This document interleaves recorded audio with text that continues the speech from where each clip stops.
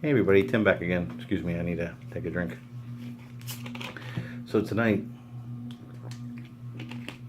I am actually here to promote and celebrate 500 subscriptions for Hannah over at the Omaha Introvert.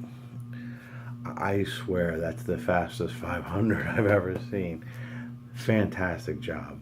Love your channel. You show a lot of really great music.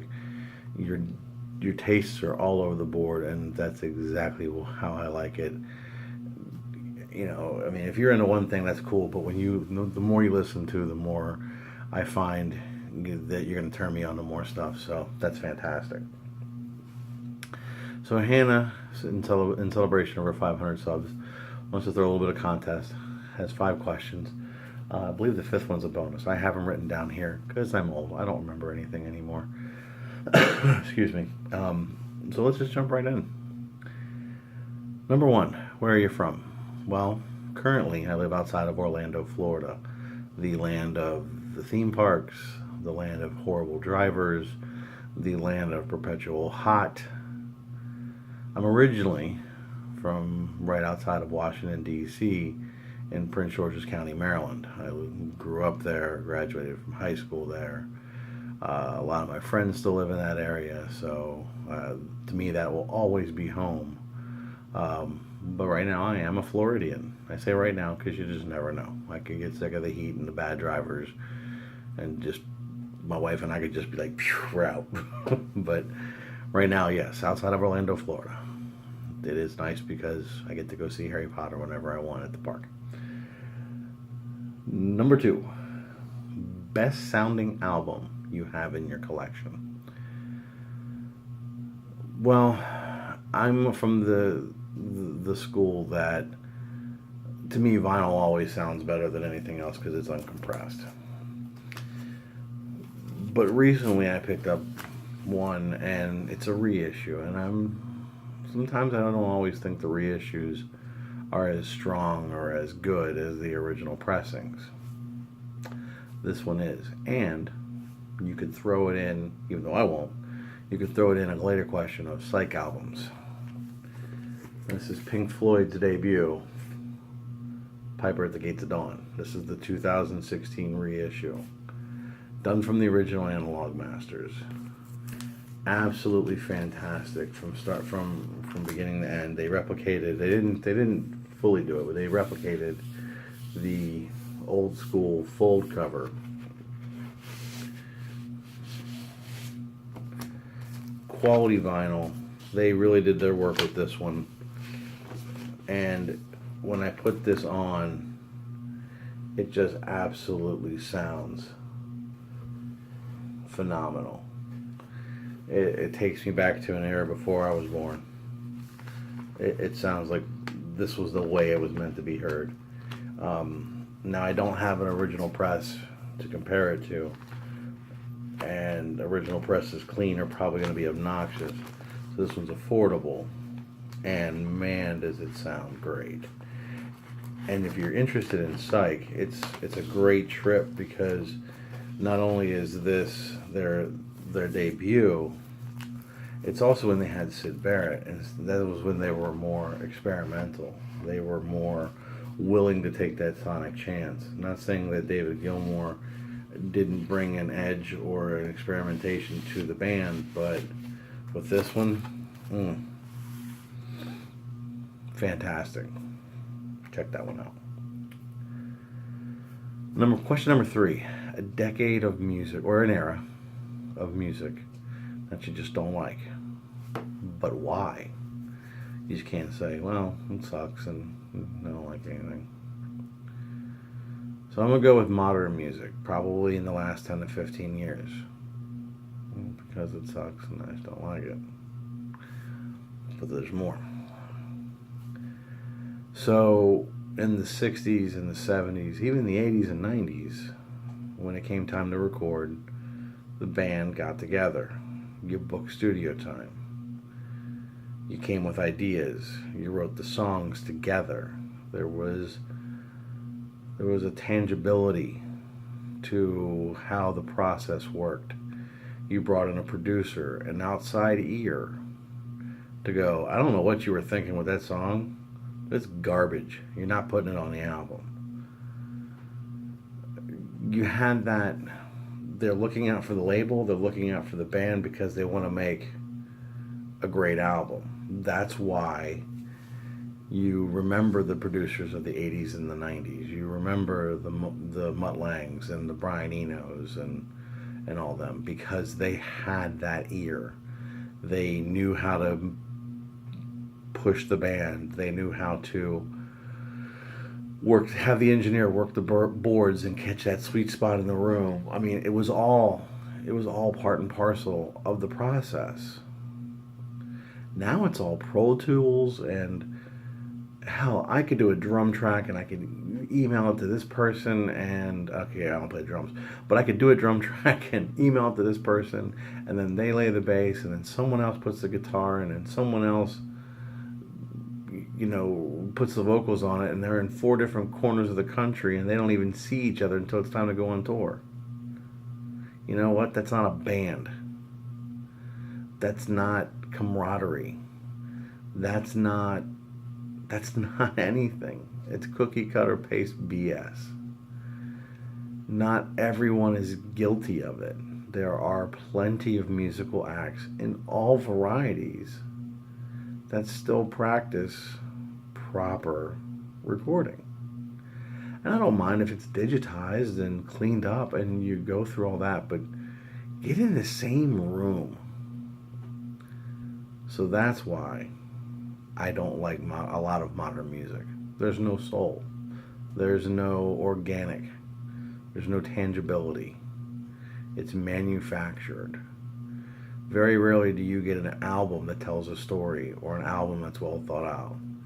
You get 3 singles, usually in the 2nd, 7th, and 10th positions, and a bunch of filler that no one cares about. And no one buys the albums anymore. They just buy the 3 songs on iTunes. Look at us. We'll buy a lot more older music or reissues. That's my 2 cents. Number 4, show 5 psych albums, because you, Hannah, is interested in learning a little bit more about psych. It's a rabbit hole. I warn you. It's like the White Rabbit. You turn down it, you're in trouble. Now, I pulled a little bit more than 5, and I'm going to cover a little bit of spectrum and stuff like that. And I'm not an expert. Please don't take my word as gospel. But I do like psych. I like the trippiness, and that's what gets me, is that, and that's how I kind of classify it. Is this trippy? Then that's going to be psych. You have a little trippy.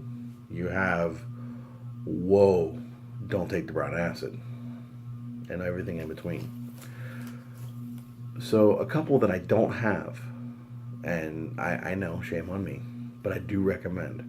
There was just a recent reissue, Record Store Day. I wasn't in my area, but I'm looking for it. I'm tracking it down. The Open Mind. Vinyl Richie showed that one on his Record Store Day releases that he picked up. That is a fantastic album. And originals, few $100. I'll pay $40 for a reissue, thanks. King Gizzard and the Lizard Wizard. Not every album is psych. They do a little bit of folk stuff in there too, or just kind of more rock. But readily available to listen to on YouTube or Spotify or whatever it is you want to use on the go. And they're very prolific. I mean, they tried to put out 8 albums last year, and I think they got 6, and they gave 1 away for free. It was on their website, and they said people could take it and publish it. They didn't care. They were just, here, go. And it's good. It all makes sense. And they're clever with it. They have an album called Quarters, and it's 4 tracks, and each track is the exact same time signature, or the length of time. the Nagadon Infinity. It's 9 tracks and it's meant to be set as a loop. So if you had it and could literally put it on a loop, it ends just the same way it begins. They're really, really smart and they're great. So check them out. And then the other one I would mention is the United States of America. That one is trippy. Really trippy. Open Mind's really trippy. King Gizzard's not too bad. That's a better introduction. But United States of America and Open Mind are really trippy. Good stuff. So I've got a little bit of everything here.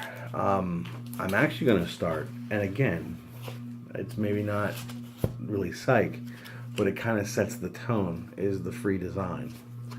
This is more sunshine pop, but when you start to think of the free love and the experimentation that the psych brings, the free design in its sunshine pop, it's very 60s. It's very, you get a feel of the 60s, the free love, the colorfulness, and the harmonies on this are great. So even though it may not be psych, I do recommend this album. So slightly psych, coming kind of bridging the gap from pop into, now we're going to slide in a little bit. I just picked this one up, and I'm not a huge Monkees fan. This is, I always screw up this title, Pisces, Aquarius, Capricorn, and Jones Incorporated. I'm sorry, Limited. So with this one, oh God, with the glare. So with this one, this was the Monkees writing a lot more of their own stuff. Excuse me, taking control of the entire process. This was, if I remember correctly, this was after the TV show. So gone was the innocence, in was what's going around in them and wanting to be part of the counterculture. This was more their left turn. And again, I'm not the biggest Monkees fan. I like the hits. This album is really good. Sorry, I'm flipping through. So these were the original 5 that I had pulled. And this is considered a psych classic, and you wouldn't know it by looking at it. It's called It's a Beautiful Day. So this one, I think they did maybe a 1, 2, I don't know. I'm not too familiar with it. I actually got this in a bulk buy, and I was excited to see it because it was on my list. And I listened to it, and I really enjoyed it. It's, how do I word it? It's, I mean, don't get me wrong, it's psych. It has moments of really intense, whoa, that was weird. But for the most part, it's more rooted in the lower end of the spectrum, at least to me. But I dig it. I mean, I think it's a really good album. Another one that gets really creepy. Not creepy. I don't want to say creepy. Why do I say creepy? It's scaring you away. No. Is a Quicksilver Messenger Service, and this one's Happy Trails. So, first side is literally just a great trip of Who Do You Love? The old blues tune. But they really perverse it and really just have a lot of fun with it. They get really creative with the arrangements, psychedelic. To me, this one's also a cornerstone and a great introduction. It's gonna, you're gonna see players, you're gonna find a lot more Quicksilver. I think it's worth owning. Another one that's really, I think, part of the quintessential you gotta get it is Vanilla Fudge. So this is Vanilla Fudge's debut. This one came out 67, excuse me. A lot of covers on here. The opening track is Ticket to Ride by the Beatles. You take that fast-paced, we're gonna be, bopping along, and she's got a ticket to ride, and she don't. Not this. This is slow, very trippy. It's it's got that, has a very floatiness to it, and the album just does not let up. They cover People Get Ready, She's Not There. They do a great cover of Eleanor Rigby. And what I love about psych bands is that it's all in the music. Look at those guys. You would see that album and you go, oh man, this is wholesome, good stuff. It was chemically induced. Excuse me, I'm still getting over something. So the last two that I'm going to show are probably two of the favorites that I have right now. This one is called Ultimate Spinach, and I just recently picked this one up, actually on Record Store Day. I know they have two more. One of them I definitely want to get. This is fantastic psych. This is really good. Most of the ones that I just showed, you can probably find realistically under $10.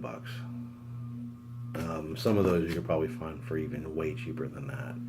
This is starting to get a little bit more pricey. This is going to be like $20 to $30. But to me, it sounds absolutely great. This is a very enjoyable psych album. It has its moments where it's like it kind of brash in your face. It's the perfect balance. It's not too weird for too long, but really gives you a lot of imagery. And I really found that one to be very enjoyable, and I bought that one on a recommendation. This one I knew about, and if you're not familiar with July, little bit of history with this one. One album, UK band, 68, excuse me. So came out, they came and went, and it's really, really good. Now, I had heard the song The Way, which is the closer on the first side. I had heard that before. I had heard the rest of the album. But I heard the single, which is different than the album version. But still, I mean, the single is ridiculously priced. Actually, you want to talk about ridiculously priced. Original presses of this are probably going for about $1,000. This reissue is about $30. Sounds fantastic. It's on 180 gram vinyl. I don't hear flaws. And I'm probably guessing it's probably not from the original masters. I don't know. I have the hype sticker.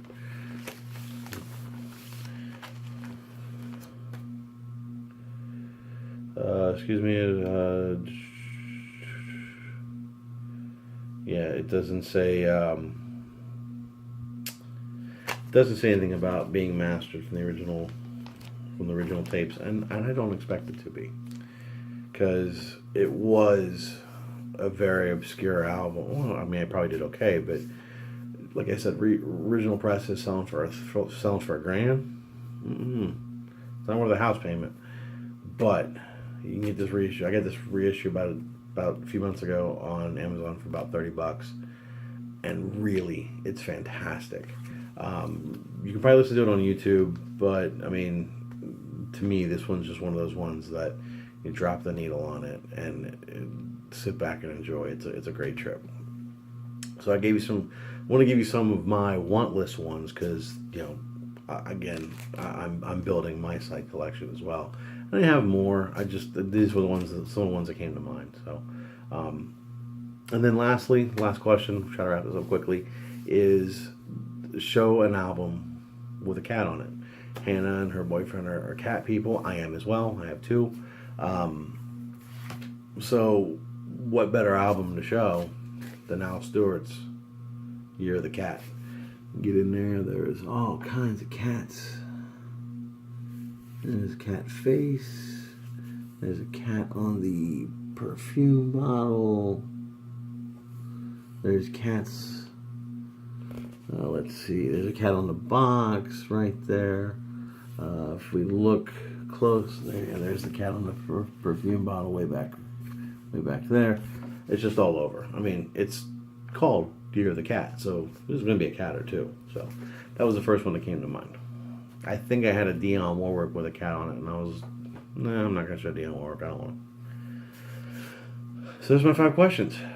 Hannah, congratulations on the 500 subs. What a feat. Again, so fast, very well deserved, because really love your channel, love your diversity.